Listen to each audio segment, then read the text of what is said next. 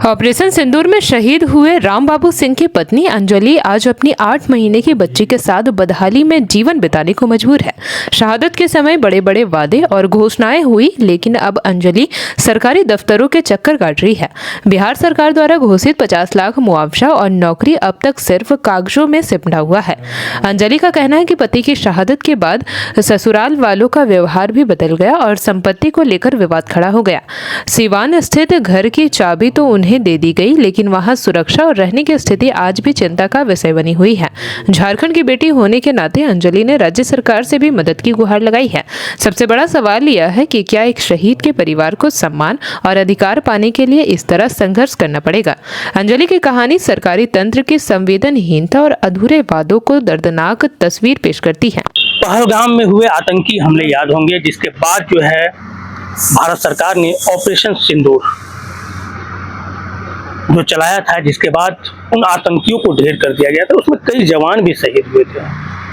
उन्हीं में से एक थे रामबाबू सिंह, जो ऑपरेशन सिंदूर के दौरान शहीद हुए थे। और जब शहीद हुए तब पूरी प्रशासनिक सेवा से लेकर जो मंत्री तक थे, मुख्यमंत्री थे, सभी लोग दरवाजे पे पहुंचे और उन्हें अपनी श्रद्धांजलि अर्पित की।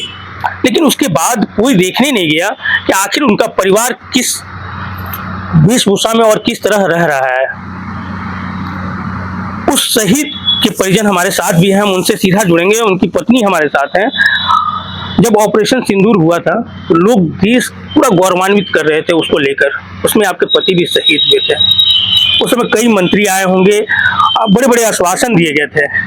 क्या कुछ कहा गया था उस समय? 12 मई 2025 को मेरे पति शहीद हुए थे ऑपरेशन सिंदूर में। तो 14 मई 2025 को पार्थिव शरीर आया था सिवान उनका। तब हम लोग वहाँ पे बहुत सारे नेता आए थे। नीतीश कुमार ने भी ऐलान किया था 50 लाख का, और ये भी बोला था सरकारी नौकरी देने के लिए। उस समय हम 4 महीने के प्रेग्नेंट थे, 4 या 5 महीने के हम प्रेग्नेंट थे। तो उसके बाद फिर उनके बहुत सारे नेता आए थे, जैसे चिराग पासवान हो गए और मंगल पांडे हो गए, श्रवण कुमार, और आरजेडी के भी आए थे, तेजस्वी यादव आए थे, पप्पू यादव आए थे। सबने मतलब आश्वासन दिया था कि हाँ नौकरी मिलेगी, मुआवजा जो भी था वो मिलेगा। लेकिन आज 1 साल हो गया है। 2 दिन पहले 12 मई 2026 को मैंने अपने पति का शहादत का 1 साल मनाया। कोई नहीं आया, कोई भी ना, कोई नेता, चाहे झारखंड से कोई नेता हो, चाहे बिहार के, किसी का ना कॉल आया ना मैसेज, मतलब कुछ भी नहीं। मैंने खुद से बनाया। उस समय सभी लोग पहुंचे और श्रद्धांजलि अर्पित की और बड़ी बड़ी बातें कही गई। लेकिन आज वो राजनेता कहाँ हैं? आज वो समाज के लोग कहाँ हैं जो उस समय आए और बड़ी बड़ी बातें कह के गए? लेकिन आज कोई भी देखने वाला नहीं है परिवार को। और यह सबसे बड़ी विडंबना है कि जो हमारे देश की सेवा में लगातार बॉर्डर पर तैनात है, और जब हमारे लिए वो शहीद होते हैं तो उस समय लोग भूल जाते हैं। महज चंद आंसुओं के साथ बस याद रहता है वो पल, और उसके बाद उनके परिवार को देखने वाला कोई नहीं होता।